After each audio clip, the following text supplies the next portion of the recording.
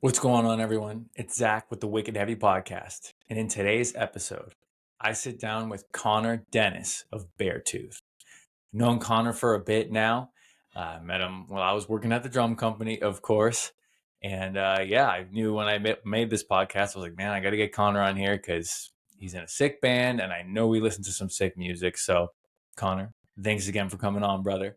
But we talk about, of course, heavy music, what Beartooth's got going on with touring right now and in a couple weeks. And then we take it back to when Connor even just heard music, early childhood, listening to 90s stuff with his dad, all the way from, rock and roll to hip hop, and how his journey with music kind of evolved from there through the support, I would say, of his dad. So shout out to Mr. Denis, as you'll hear. And then picking up drums and then, now touring the world with Beartooth, man. I mean, it's such an inspiring story. And we had some laughs along the way. But yeah, Connor, again, I really appreciate you coming on. And I hope you all enjoy this conversation with Denis of Beartooth on the Wicked Heavy Podcast.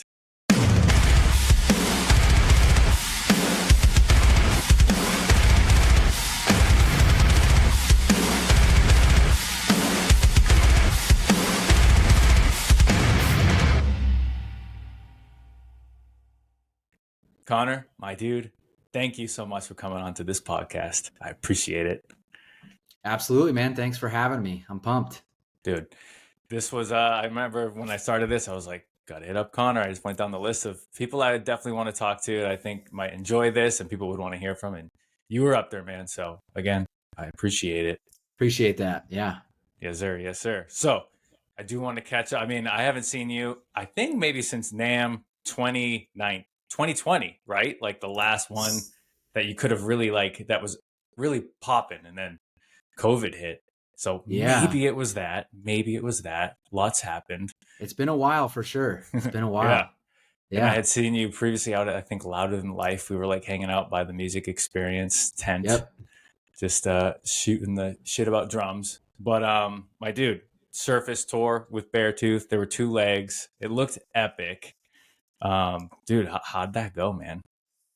Yeah, thanks, man. It's been really good. Yeah, so the album came out about a year ago, and it's been a lot of touring since then. So at the top of this year, we did a 10-week tour here in the States to support that album, and it was really cool. It was kind of like we took a bit of a leap in terms of just the production and the kind of the show that we wanted to put on. And it was really, really cool to do that. And then, like you said, we did a second leg in July. So I got home from that a couple months ago, and that one went really well as well. And it's been cool playing the new songs, and it's been a busy year. And yeah, man. I love it, man. I'm loving the new album. The new song. I remember I had texted you. I was like, dude, they're so catchy. So kudos to you guys. What I wanted to ask, though, I noticed I was looking at the lineups on the tours, and one of the bands on there that I'm really into right now is Boundaries. And was that your first time playing with them, bringing them out with you guys? Yeah, it was definitely our first time touring with them. And I think our first time, we might have done a festival here or there years ago.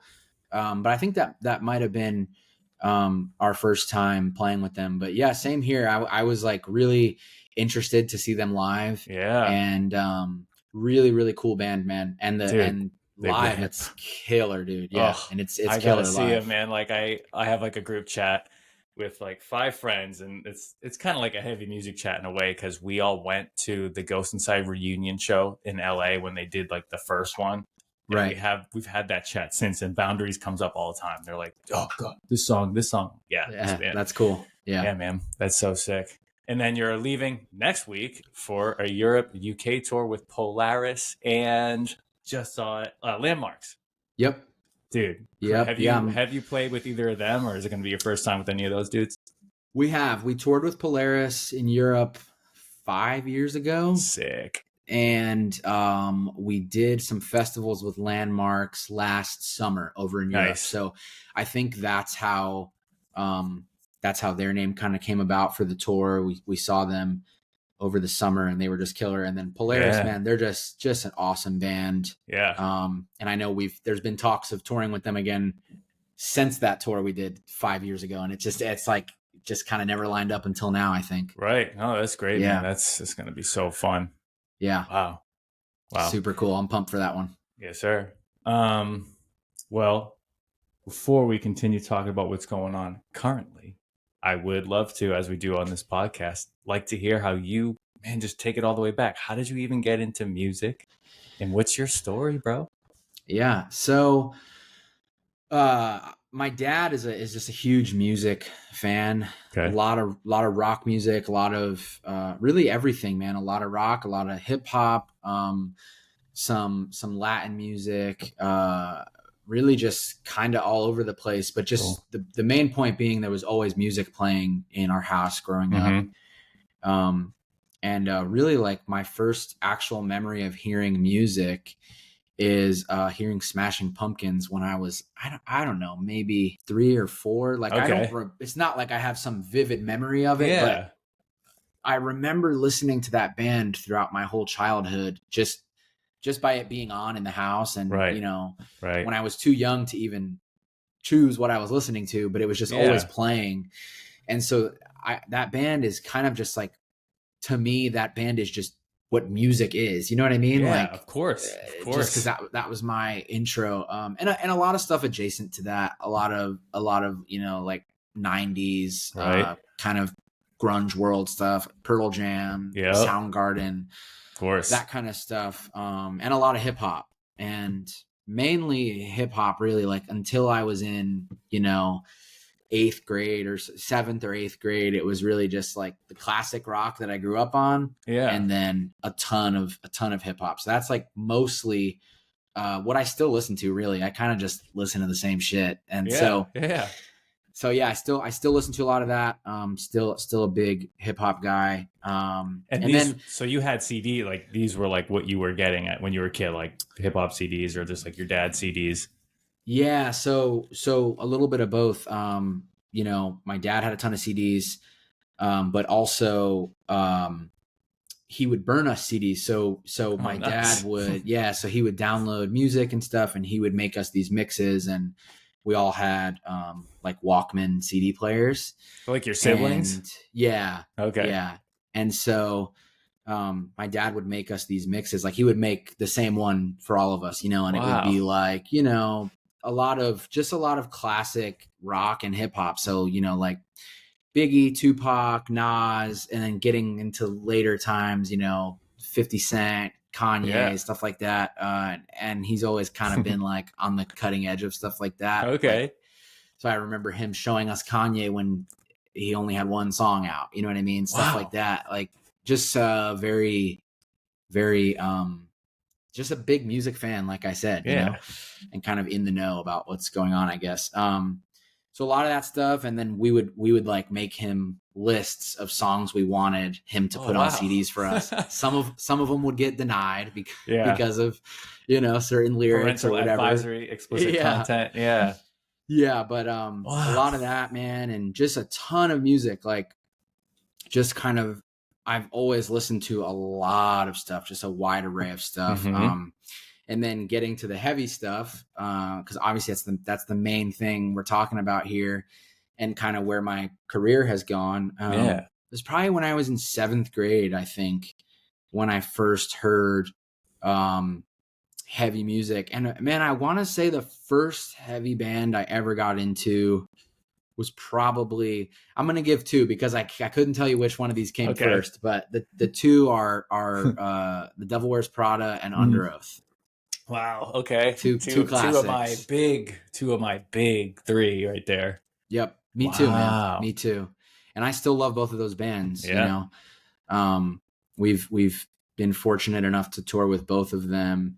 Wow. And yeah, man, really cool. Those 2 bands are probably like the bands that made me want to grow my hair out and wear tight jeans and, of course. And me too. You know what I mean? And I have my rack tom be flat and you know what I mean? Absolutely. The low ride, flat ride. Yeah, dude. Oh my God. Yep. Wow. So this was like 7th grade and it like, this is where you kind of like pivoted to, like, you're like, well, you heard that and you were like, I'm going to focus here for a bit. I think so, man. Yeah. I still listened to all the other stuff I mentioned. Yeah. But I think this is a feeling that like a lot of us can relate to, that a lot of us that like heavy music, when I heard that stuff, it was kind of like, whoa, like I've never heard anything like this before.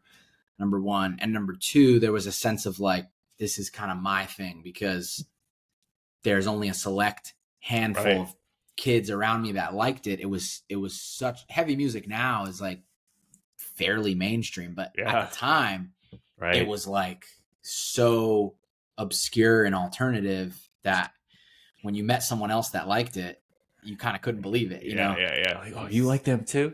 Yeah. Before we get onto those two bands, I do want to take it. I want to ask you about, because I had a feeling this band might come up, Soundgarden. Yeah. Because I was like on a Soundgarden, like I went deep recently. Do you know the song Slaves and Bulldozers? I don't think so. If I have, dude, that to me is probably, it's actually one of the heaviest songs I've heard. It's a Soundgarden song, and it's like one of the OGs. It's off of, what's like the one with all of the songs? Super Unknown. Is that the one with like the spinning thing on the front? I can't believe I don't know the name of this album. Let me look it up, because I do want to lead you in the right. I mean, you could just look it up, but it's, dude, okay. It's on. Just playing it for you right now. This is going to be one of those edits. Oh, Bad Motorfinger, of course. Oh, Bad Motorfinger, yeah. If I could recommend going to check out, dude, the groove and just how like heavy that song is, and then Chris's vocal performance, it's just, it blew my mind. So that took me on like a super deep Soundgarden hole. But I just wanted to share that, man. Unreal. Crazy drummer, man. Matt Cameron is dude, so good. He's so good, man. Ugh. Like, yeah, he was, I just watched a podcast with him. I think with like Rick Beato. I don't know if you ever watched those. Like, dude, just I love the Rick Beato interviews. Yeah. Oh, dude. He goes so deep, and he asks the questions. I'm like, I'm so happy you asked this. I'm so happy you talked to that person. But yeah, man, Soundgarden's the truth. Like, really is such heavy music and so important. Like Pearl Jam, like all those bands. Yeah, absolutely. Wow. But okay, so you were Under Oath, and then the Devil Wears Prada. Which songs or records were the first ones that like hit your ears? Dude, They're Only Chasing Safety, Under Oath, and Plagues, Devil Wears Prada. Those were the two, man. And right after I got into Prada, like maybe the next year, they put out With Roots Above and Branches Below, and I saw them on that touring on that record, which was that's funny. And that was the first heavy show I ever went to. Oh wow! Which I would say that more than discovering the music, discovering the shows was kind of like a big turning point. You know what I mean? Yeah. How was the turnout at that show specifically? Because the one that we hit, Providence, there were like 10 of us. It was so fun. No way. It was so weird, bro. They were like, any requests? I was like, Texas is south. And he's like, okay. Yeah. And he just went right into it, dude. That's awesome. Yeah, no, it was packed when I saw them. Wow. It was in March of 2009. And it was Devil Wears Prada headlining A Day to Remember, direct support. This must have been a different. Okay, they weren't at the one I saw. That's crazy. Yeah. Sky Eats Airplane and Emarosa. Oh wow. Yeah, it was crazy. A bill, dude. Yeah, dude, and that was definitely like the first real feeling of like, oh, I want to do that. You know what I mean? Yeah. And were you playing drums yet? Yes. So I started. I guess I didn't really touch on that. So I started playing drums when I was 11. So I would have been like 13 at that point. Got it. Or I guess I would have been 12. Yeah. So I had been playing for not, a year and change, not too long. Yeah. Okay. And was this like pick an instrument at school kind of reason you picked it up, or you just wanted to? My dad just kind of encouraged it. He kind of encouraged my brothers and I to kind of just get into something, Yeah. Not necessarily music, but just like kind of find something to do in your spare time and something good to occupy yourself with, kind of stay out of trouble. And I was really into the Nick Cannon movie Drumline. Okay. So I was watching that movie when he like basically lectured us about this. And I was like, I want one of those drums. And so he got me a snare drum for my birthday that year. And I was banging around on it, having no clue what I was doing for a few months. And then I got a lesson, and I kept going back every week for lessons, and I really, really liked it. And, my dad was like, if you like the lessons, then, for Christmas, I'll get you a full set. So nice. I was taking lessons, but only had the snare drum at home. So I would come home and kind of just tap, my teacher told me to tap my foot on the floor and play on the rim as if it was the hi-hat. And I was spending a lot of time with it, and I really liked it. So, that year for Christmas, he got me, my first kit, and nice. It just became like, kind of took over my life. Like, wow. I kind of didn't really hang out with my friends a ton after that. And I was just playing, like, honestly, I was probably clocking like, 5-6 hours a day on the drums. And wow. And I got to a point where I was taking, multiple lessons a week. I would ask my dad if I could I go for 2 days a week, or could I, wow. So it got to the point that I was taking more lessons, and just got really into it, man. Yeah. Absolutely, man. And where was the kit set up? Like, shout out to your dad, your parents, whoever was in the house, like, for listening, right? Because I think my parents too, for like listening to me in the basement, because it's not quiet. But yeah, that's sick, dude. Yeah, the kit was kind of just like in the living room, like I guess kind of where like the dining room like should have been, but we never really like ate. Like, we always kind of just ate on the couch, or so or like in the kitchen, at like, on like some bar stools, Oh yeah. So it was kind of just in the middle of the house, man. And yeah, totally. Shout out to my dad for letting me play like literally all the time, because he never told me not to play. Like, never. I can't remember one time that he said, no, you can't play right now. So look, now that I'm older and have my own home, I understand like what a gift that was, man, for him to be like that, Shout out, Dad. That's awesome. Yeah. Wow. Okay. So you're playing for like a year and a half, maybe 2 years, and then you go to that show and you're like, I want to do this. Yeah. Yeah. It's hard to all this stuff gets more and more blurry. Like every year that I get older, it's getting harder and harder to remember all the little details. But I feel like that show, because I went to concerts before that, but they were like concerts. You know what I mean? Yeah. Like, my first concert was Smashing Pumpkins, and then cool. I saw like Stained and Papa Roach, and I saw Avenged Sevenfold, but they were huge shows. Yeah. When I went and saw Devil Wears Prada, it was at Culture Room in Fort Lauderdale, and so it's like probably like, I think that place is like maybe 600. And it was slammed. It had to be sold out, because it was absolutely slammed. But sick. It's a club. It's a different feeling. It's people. First time I saw people moshing. First time I went to a show where there was no seats. So I was forced to stand in the crowd. I was terrified. Yeah. But I was forced to stand in the crowd. And then the show starts, and you're like, oh, this isn't so bad. Like, kind of getting bumped around and singing along, and, people crowd surfing and whatever. So just kind of a different feeling that is more in line with, the heavy music and kind of the direction I ended up going in.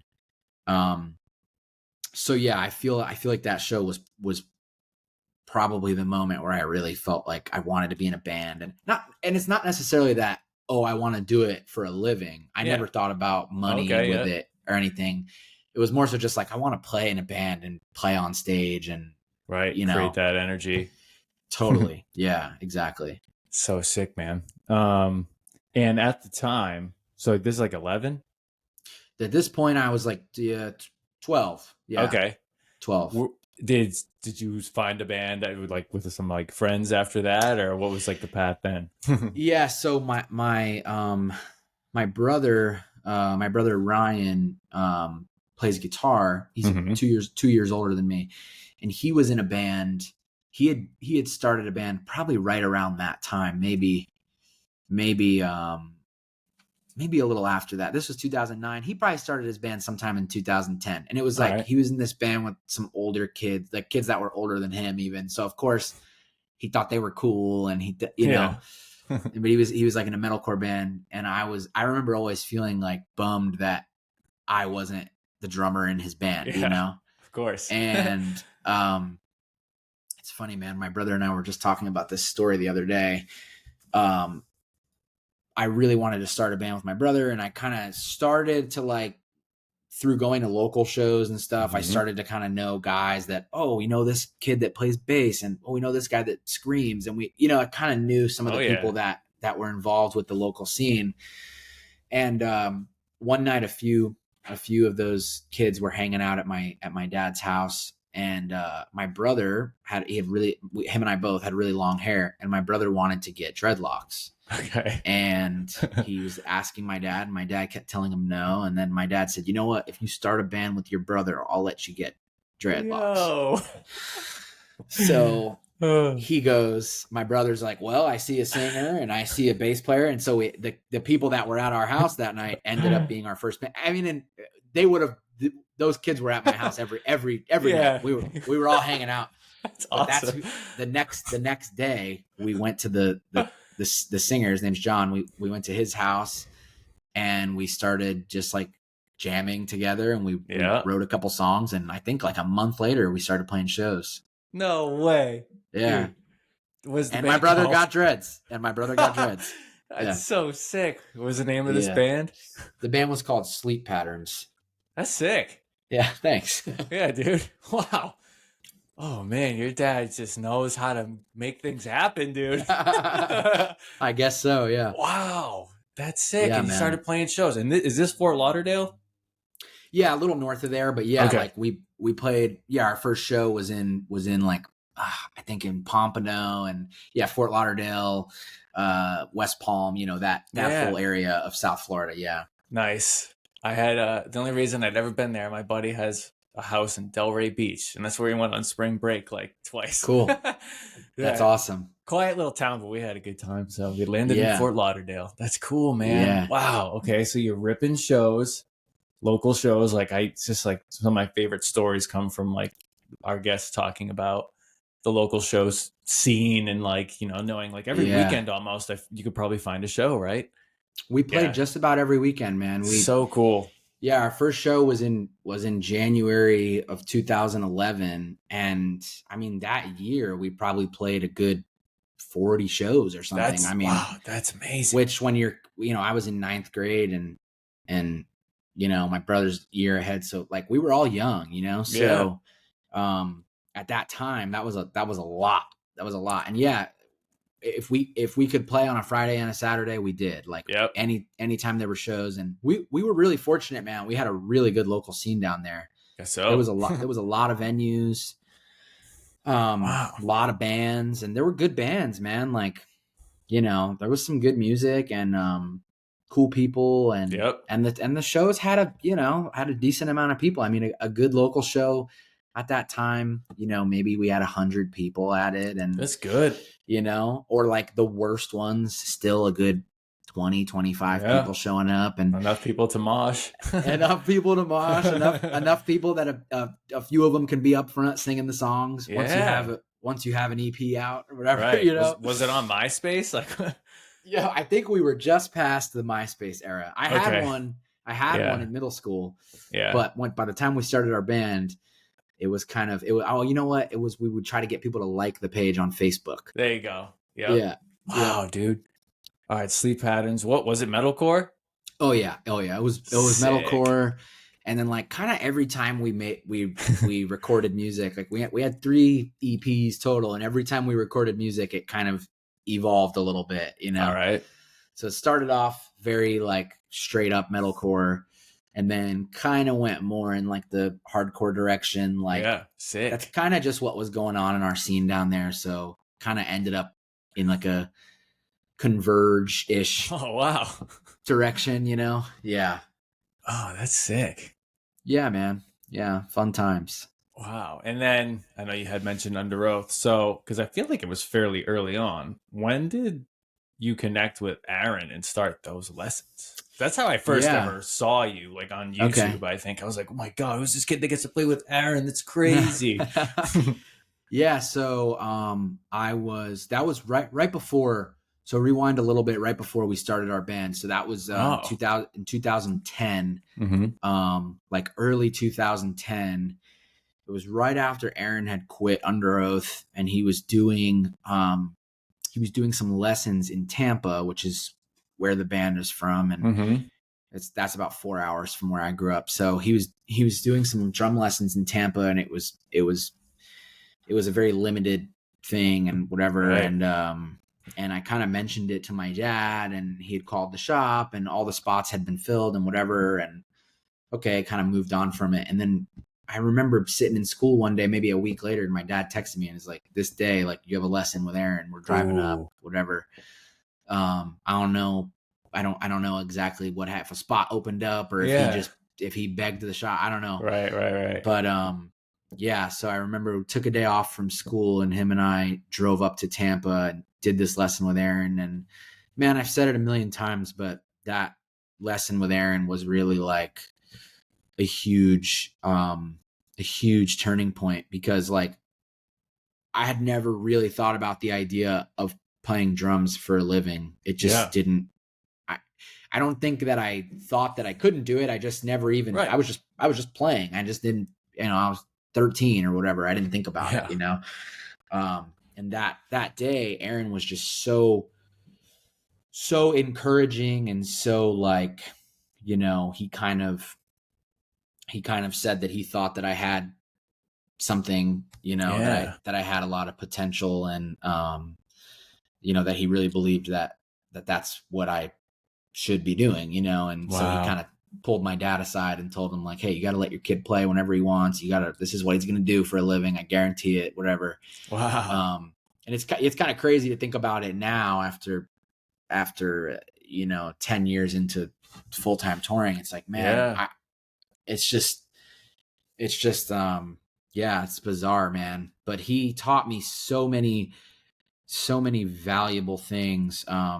And I ended up going back up for another lesson like a month after that. I feel like you had multiple lessons at that point, right? Yeah. Yeah, I ended up doing 4 or 5 with them over the years, and so I did 2 in that first little bit. I did the one and then went back up. He announced that he was going to do some more because there was so much demand. So I got another one, went back up, and then maybe a year later he was doing them again at a different spot. I got a lesson there, and then eventually I went and got a lesson from him at his house a few years after that, which was like right before I started touring with Being as an Ocean. Wow. But yeah, man, he those lessons absolutely changed my life. I mean, he just not only gave me like that encouragement and kind of belief of like, oh, I guess I can pursue this, but he also truly just taught me like really valuable things that I don't know that like your local teacher necessarily knows to teach, Right. He kind of taught me stuff that like only a guy that's done it. Exactly. Playing to a click was one of the big ones. No one had really told me to do that before. And he was like, if there's anything skill you need, it's to be comfortable with a click. And look at playing in a band now. It's like, go to a show and find a band that doesn't play live to a click, at least in heavy music, Right. It's like, it's kind of a critical skill to have now. So stuff like that, man, those lessons definitely had a huge impact on my life. Unbelievable. That's so cool, man. I feel like so many drummers listening are like, wow, I wish that's I remember seeing, I was like, I can't believe, like, I didn't know he gives lessons. That's so sick. And like, did you end up getting one of those Truth kits too? Yes. So I had the second one. So the first signature kit he did, I didn't have, but then I would call Truth. I would call, they had like a phone number online, and I would call, and Jeff, the owner, would answer. And I would be like, how much would it be if I did this and this and this and whatever? And I think he eventually he knew I would call, and he knew who I was, and he was so nice. And I remember him telling me once, okay, like, keep it a secret, but we're doing another signature kit for Aaron. Sick. And I was like, is there anything I can do to like make sure I get one? And he was like, all right, give me your dad's email or whatever, and I'll make sure that you guys are whatever, that you guys know, whenever it's happening. So I got number 1. There was 85 of those made, and I had number 1. Wow. Pretty cool. Yeah. I don't have it anymore. But yeah. That's so sick. I remember seeing that. I was like, this is so cool. Oh, man. I loved those drums, man. I loved those drums. Wow. And then it seems not too far after that, you are touring with Being as an Ocean. Like 2 years later after the lessons, maybe? Yeah. I got the call to play with Being as an Ocean in like the fall of 2013. So, wow. So yeah, a couple years after. How'd they find you? So my band, Sleep Patterns, we would, tour as much as we could. So if we had, winter break, which was 2 weeks, we were doing a 10-day run. You know, if we had summer break, 2 months, we were going on a 3-week run and a 2-week run or whatever, as much as we possibly could, which it was hard to even get the shows at that point. Yeah. Because you're basically relying on people from other local scenes to put you on a house show or a, whatever. Whatever their scene had. So we were doing a lot of that. And one day we got a message from Being as an Ocean, they didn't even have any music out yet. Wow. But they had, you could kind of tell that they had something going on, in San Diego where they're from.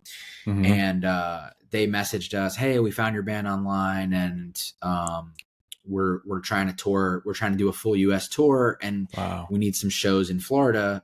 Do you guys maybe help us get on some shows? We'd love to play with you guys if possible, whatever. Wow. So we had a little weekend run that was going on kind of in the time that they were coming through. And we were able to get them on the shows. So we did 3 shows with them. And we just kind of became friends with them and, whatever, played the shows with them, didn't think much of it. And that was sometime in 2012. And then like a year later, we saw that they were touring in Europe and they were playing to, 1,000 people in a club. And it's like, what the hell happened? They kind of just blew up overnight, shortly after that, they ended up contacting me and said that they, were looking for a drummer. And I was a senior in high school. So I was like, well, I don't want to drop out of high school. So I said no. And then I went home and told my dad and he's like, fuck that. Tell him yes, And I'm like, well, I don't want to drop out of school. And he's like, I'm not going to let you drop out of school, but we'll figure it out. So my dad went to my school and was able to, I was a decent student and I was halfway through my senior year at this point. So I had almost done. Yeah, man. And that last semester of senior year, it's like, dude, half of my classes were filled with ceramics, basketball, weight training. You know what I mean? It was like, sick. You know what I mean? It was kind of because I was done with it. I didn't need any more math credits. I didn't need. So my schedule was kind of bullshit anyway. So I was able to switch to online for my last semester of my senior year. So I did that. I started touring with them in 2014. I met up with them December 31st. And so started working with them right at the top of 2014. And man, with them, it was just the most hardcore touring possible. I mean, the first year I was with them, we were out for more than 300 days. Like it was It was gnarly. Yeah. What? That's wild. I've never really I've heard of I don't know, Taylor Swift or someone doing 300 days. Like bands like metalcore bands, like hardcore bands are doing 300 days. That's crazy.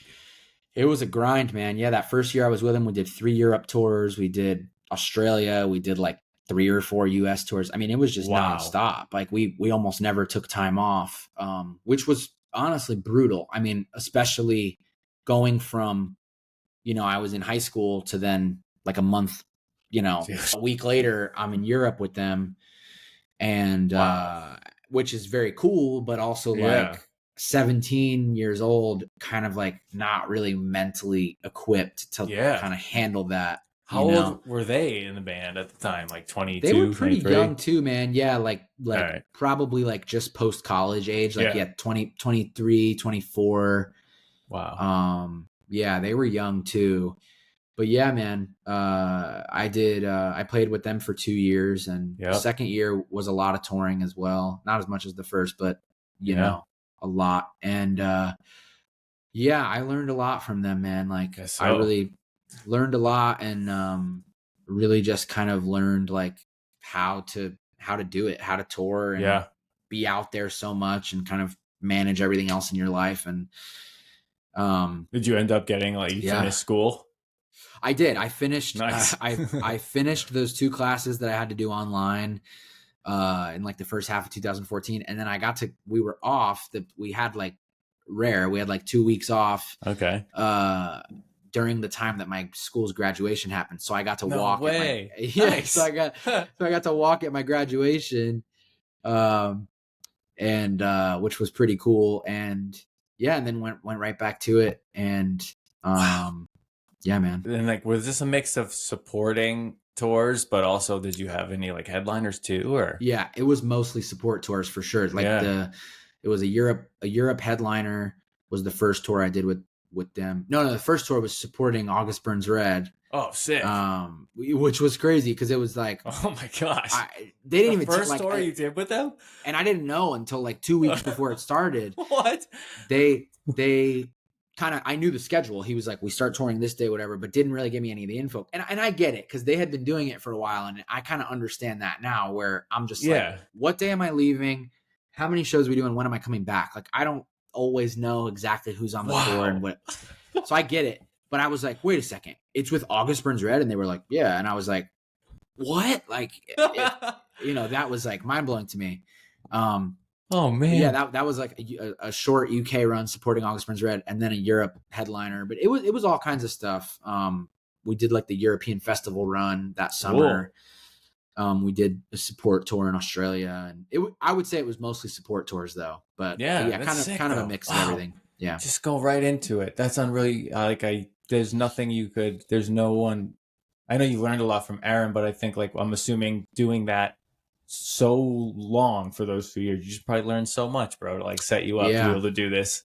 Wow, that is crazy. It was like, I look at it now as like it was like some kind of touring boot camp or something.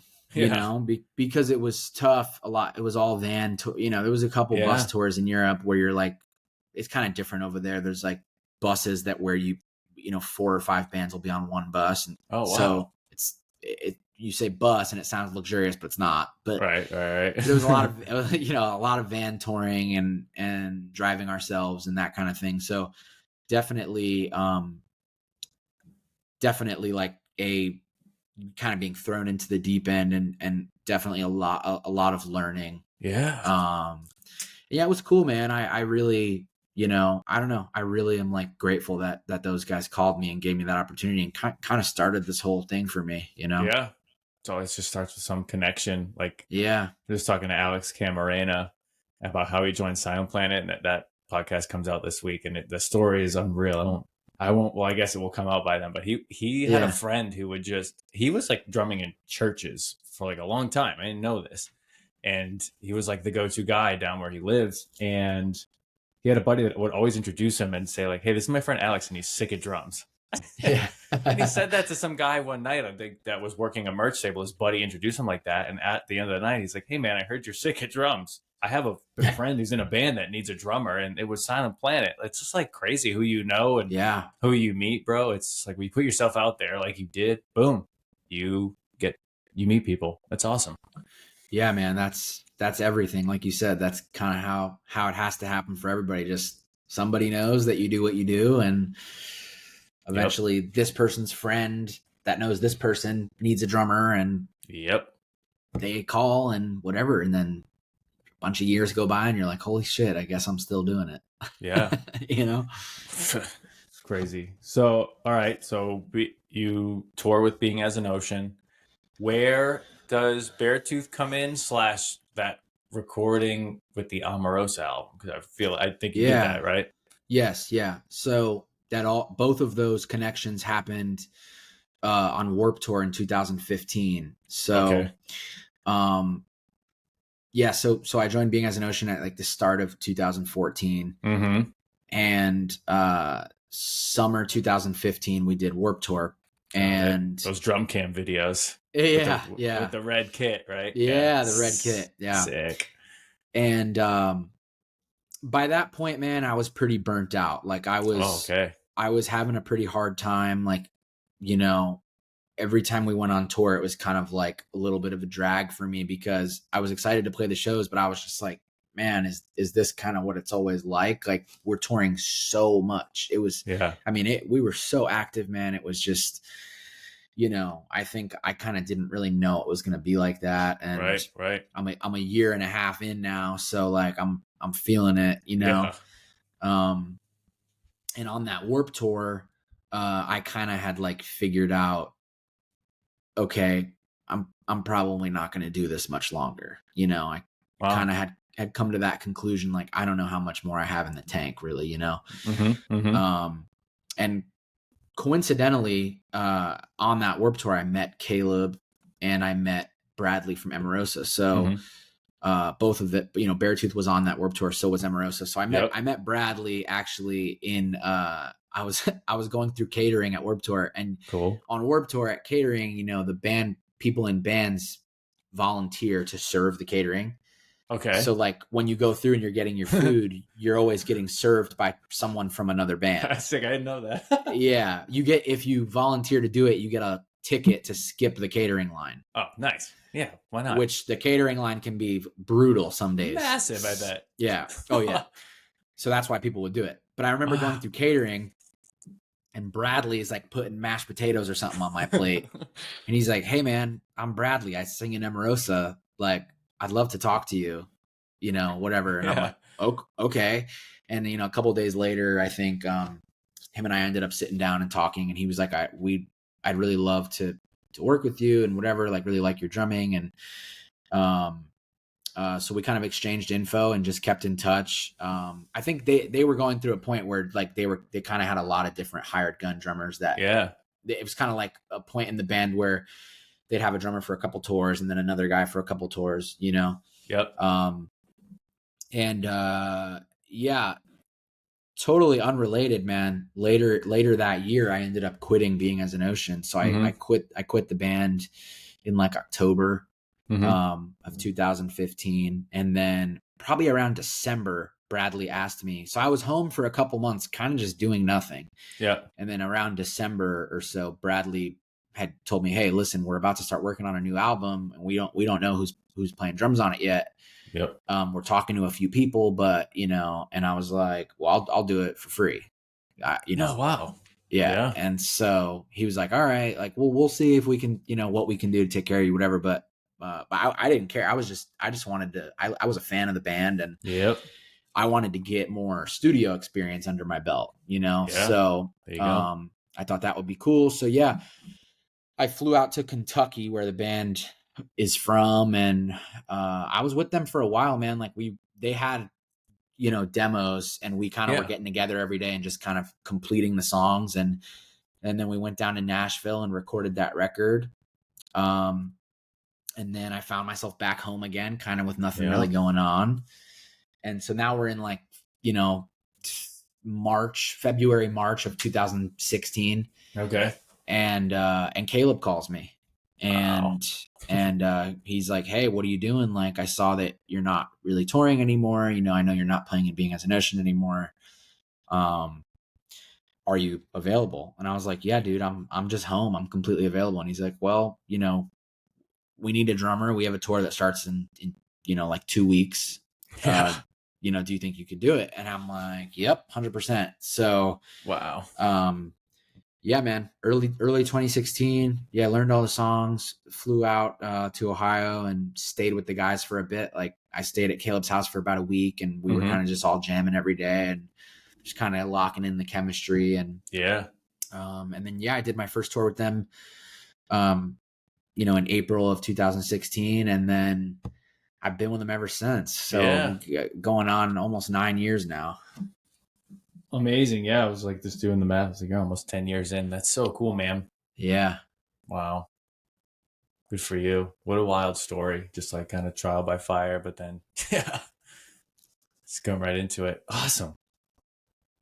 in these almost 10 years, would you say there was a moment where you were like, wow, like thinking back to when you were like, I didn't think I would do this for my living, and you were like, wow, I'm actually doing this. Like, I don't know if Yeah. there's a certain tour or album tour. Yeah, I've had plenty of moments like that for sure. And I will say, man, playing with the Beartooth guys, I think was kind of the first time that really felt secure in it actually like being my job. Mm-hmm. I think before that, I was young. I lived at home with my dad. Yeah. I didn't have a car. I had no bills, you know? Right. So like it didn't really matter that I wasn't really making any money. You know, I was making money, but not a lot. It didn't really matter. I wasn't super concerned with it. And I was kind of just doing it and kind of not really thinking about the future. And then but around the time that the Beartooth call came in, you know, I was 19 at that point. So I was kind of getting, you know, still young, but I was kind of getting to a point of like, all right, like, you know, I've been home now for basically like a few months with no income, nothing really going on. Like, do I do something else? Do I go to college? Do I, you know? So I was kind of reaching that point when Caleb called me, and yeah, playing with them was the first time I really felt like, oh shit, like this.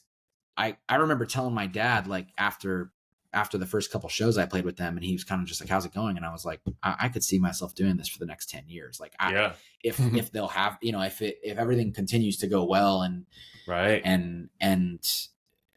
I think this, I believed in the band, you know, kind of a feeling of like, oh man, I think this thing could have some serious longevity. And yeah, dude, definitely plenty of moments like looking back, kind of like, how the hell did I get here? Like how because it kind of, it's so gradual that I think a lot of times people kind of think that these things happen just like overnight, and it really doesn't. I think, you know, I don't know anybody that it's happened that way for. It's so gradual that by the time you get to certain milestones and things, it's not that you're not grateful for them, but it's kind of just like, it doesn't feel super crazy because it's like, well, we did X amount of tours playing at 300 people in an event. We did and so by the time you get to some of these things, you kind of take a step back and go, whoa, this is kind of nuts, but it doesn't feel that way until you like really try to think about it. So it's crazy, man. And it's, you know, at this point too, now, you know, now we're at a point where I'm like, man, like I've already been I remember saying, oh, I could see myself doing this for 10 years, thinking that was like an eternity. And now I'm like kind of approaching that mark, and I kind of feel like it just started, you know? Yeah, because I mean, dude, you guys are just getting bigger and bigger, and like I see some of the crowds, some of the shows, I'm like, this is unreal, dude. I mean, you just were at was a big festival out in Europe, Rock am Ring? Yes. How was that, man? Yeah, well, thanks for saying that. And yeah, it is a crazy feeling, man, just having done it this long and doing some of those things like that. It's we're super fortunate, man, and I'm really grateful for it. That festival is incredible. It is awesome. It is definitely one of those moments where you're like, what the hell am I doing here? You know, like, are you sure I'm supposed to be here? We're supposed to be doing this, you know, that kind of feeling. That festival is incredible, man. Really fun. Big crowds, and man, the European festivals are just different than the ones over here. Like the people over there, they love heavy music, man. Yeah. They love heavy music. So cool. Yeah. I've definitely, I mean, I don't even watch like cable or anything. I just watch YouTube. And most of the time, if I'm watching live performances of like bands I love or like mountain biking stuff. But yeah, I've watched so many Rock am Ring performances. It's just so sick. Yeah, me too, man. I kind of am the same. I'm always on YouTube just watching like product reviews and full sets of bands I like. Like sometimes I'm like, I can't believe like someone captured. I'm so grateful that this was captured and put like on YouTube. Like, I don't know. I don't know the band Queensryche. that was like my first concert. It was a Queen's Egg concert in 1995. But like, there's some 1980s performances of them, and I'm just like, this is so sick. I can't believe I'm watching this. Like, so cool. That's awesome, man. Yeah, dude. Yeah. So wow. Well, first of all, congrats on everything, bro. I mean, it's been fun to watch, especially since like I feel like I've watched it happen for a long time, being a drummer and knowing who you were for a while. So it's been really cool to see you do all this, dude. And I'm excited to see what else you do. Thanks, dude. I appreciate that. Yeah, man, it's crazy. It's been, I feel like I don't know. I probably met you like 7 or 8 years ago now. Yeah. It's been a long time. Yeah. So keep it up, dude. But speaking of just like music, and it doesn't even have to be heavy music. I was thinking about this the other day because I went to Creed, like the summer of '99 tour, and it was without a doubt the best live show I've ever been to. Like, I have no shame in saying that 100%. I've never seen anything like it. What is the best show? It doesn't have to be heavy music at all, bro. What's the best show you've seen? Like, where you left and you were like, wow, there's nothing to compare. That's a great question. Man, the best show I've ever seen. All right, can I give you like a top 3? Yeah, that's even better. Okay, cool. Yeah. Because it's so hard to say just one. Yeah. Okay. One of the best shows I've ever seen was Tedeschi Trucks Band. I don't know if you're familiar with them. No. They're a band that's actually from here in Jacksonville. Okay. But the guitar player Derek Trucks, he's in the Allman Brothers band family. Like, okay. I think his uncle was one of the Allman Brothers or something like that. And he played guitar with the Allman Brothers since he was like 14 years old. So he was just a prodigy guitar player. Yeah. He's probably my favorite guitar player ever. Cool. But they have 2 drummers. They're kind of like it's like a 9-piece band. So it's a lot of guys up there. All right. And girls. A lot of members up there. But I saw them here in Jacksonville and it was absolutely incredible. Like, just the music alone, like, was emotional. Just, it was just so good. It was like, you kind of feel heavy just being there. Wow. That's one. Another one, man, I saw, there's this band called Dawes that I really like. DAWES. Yeah. And they have a record called All Your Favorite Bands. And my brother for my birthday got us tickets to see them at the Ryman in Nashville, which is like cool. I've heard legendary. Yeah, it's a legendary venue in Nashville. It's not huge, like it's a nice size to see a show, but it's been there for probably like maybe around 100 years or more. And is it like seating, like a theater seating kind? Yeah. Yeah, all the seats are church pews. Oh, that's crazy. Yeah. That's cool. And it's like, a lot of people claim it's like one of the best sounding venues ever. And they were doing 2 nights there, and they said that one of the nights they were going to play All Your Favorite Bands front to back. But we didn't know that. We didn't know which night it was going to be.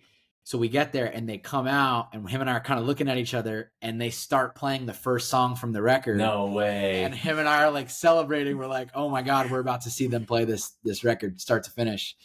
And that was incredible. They played the record front to back, and then they took like a 30-minute break, and then they came out and did like another hour and a half. So that's wild. They played for like 3 hours. Yeah. That was really cool. Man, what's another one? That's tough. Those are cool answers though, because like I honestly haven't heard of either of those bands. I'm definitely gonna look up both because check them out. I wanted to do this podcast. Like, it's like, you talk to people who either play in heavy bands, but maybe listen to this other stuff that isn't necessarily that heavy. Like, that's perfect, right? Like, just branching out and discovering, or you speak to people who are not in heavy band but love heavy music, which is another goal of mine to get. I really want to talk to Zach Bryan's guitar player, because Zach Bryan's not heavy, but he loves heavy music, right? So that's cool, man. Dawes. Okay. I definitely have heard of Dawes, but I don't know them like well. That's awesome. Yeah, it's funny, man. It's like the more I still have that love for heavy music. I always will. Yeah. But I think I've gotten to a point where my relationship with it is I like playing it more than I like listening to it. Absolutely. I love playing it. I absolutely love playing it. And when I hear some heavy music that I love, I still love it, man. Every now and then I'll put on Kill Switch or Avenged Sevenfold or something and I'm like, oh, I still love this shit. But I don't listen to a ton of it anymore. And I think it is largely due to like being around it all the time. Of course. You know? But I'll always love it. I'll always love it. Yep. I mean, like lately, it's like Charlie XCX, Chapel Roan, the 1975, like, you know, that's where I've been like kind of finding myself. But then, sometimes I'll get, a lot of the time I'll get the heavy stuff too. But you get what I'm saying. You can't always be heavy. There are some people that it's like only heavy. I'm like, respect. That's cool. Yeah. Yeah. All right, 90s music, because I feel like I remember seeing you post the story or something, and you were like, I want to say it was a Pearl Jam show, and you were just like, I think blown away by it. I could be wrong, but are you a huge Pearl Jam fan? I am. I've never seen them though. Okay, so maybe not. Maybe it was a clip of a show. Yeah, maybe it was. I do love Pearl Jam, man. Yeah, I do love Pearl Jam. Yeah. But I love all that stuff. Like I'm a big Oasis fan. Pearl Jam. Third Eye Blind. That's another great show. I saw them play their self-titled album front to back. Oh wow, that's cool. That was really cool. That's one of my favorite albums of all time.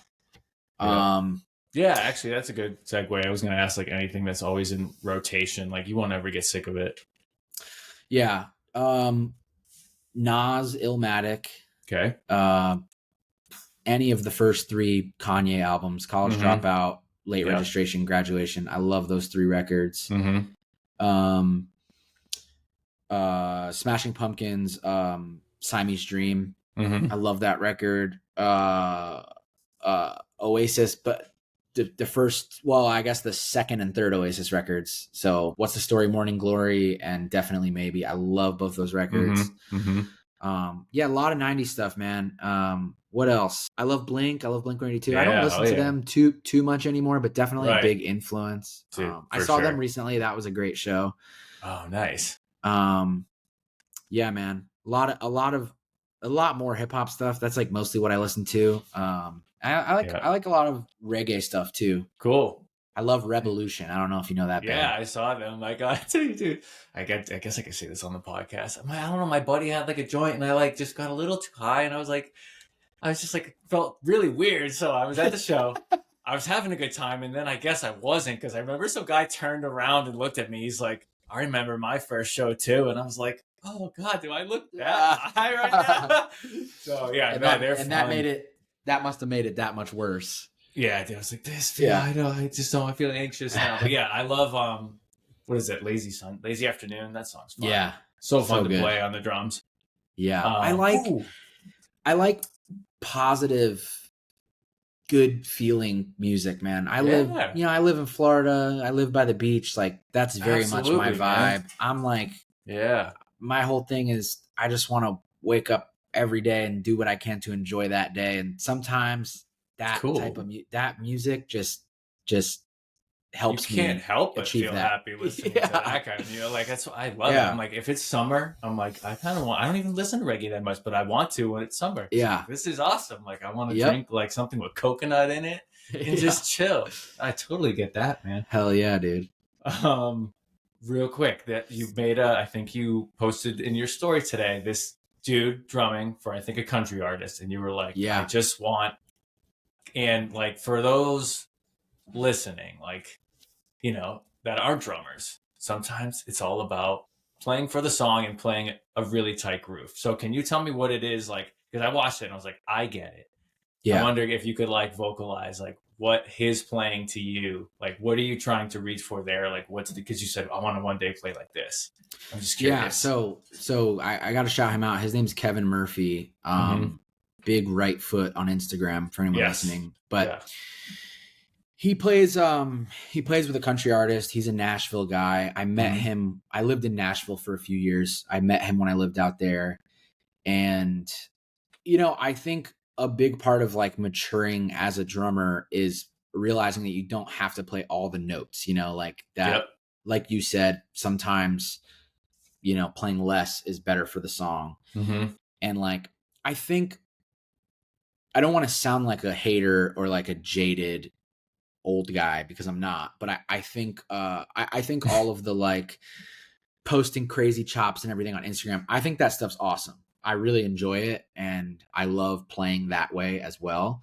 Mm-hmm. But I think maybe a slight byproduct of that kind of culture is a lot of younger drummers kind of only learning how to play that way. Right. And kind of not realizing that a lot of that stuff is really awesome for soloing and for playing on your own and playing impressive stuff, but it's not necessarily useful in the actual out in the field, actually playing for a living. Yeah. And I love that about Kevin. He's always posted pretty damn bluntly about like, this is the shit that'll get you a paycheck. This is the stuff that, and that stuff seems easy. I remember being younger and kind of not really understanding that sentiment, because I was like, well, that's great, but everyone can do that. But it's like, no, they can't. Like, certainly not as well as the guys who really get called to do that. I mean, when I watch that guy play, his groove is just impeccable. Like, it's just perfect. And it's not only how good the groove feels and sounds, but it's the ability to show restraint. Just on your own volition, just kind of like, there doesn't need to be a fill here. I'm not going to play one. And the song's better. The artist that you're playing for surely is happy that you didn't play a big fill there, because they don't care about your chops. So I really like that. And again, man, like the gig I play on, there's a lot of chops involved. There's a lot of crazy stuff. There's a lot of moments where Caleb points to me and tells me to go crazy. And I love doing that stuff. So I am in no way like an anti chops guy. But I think there are like really valuable lessons in learning how to restrain from playing those things and play less and just kind of serve the song. And like, man, I kind of wish I would have learned that earlier. Like, I feel like I know that now, and I feel like I could sit down, me and my brother jam and like play soft stuff, and like I can play a groove for 5 minutes without throwing a fill in, and I it's fulfilling to me. But took me a long time to feel that way. I and totally so get it, man. So I think it's cool. Like he's always talking about that kind of stuff and just setting the example. Like I said on my Instagram story, like, just setting the example, and honestly inspiring. Like I watched that video and I'm like, fuck, dude, like you think you got a good groove, and then I watch him and I'm like, that's what a pro sounds like. Like, it's just different. It's so funny that when that first occurred to me, it was a Steve Jordan.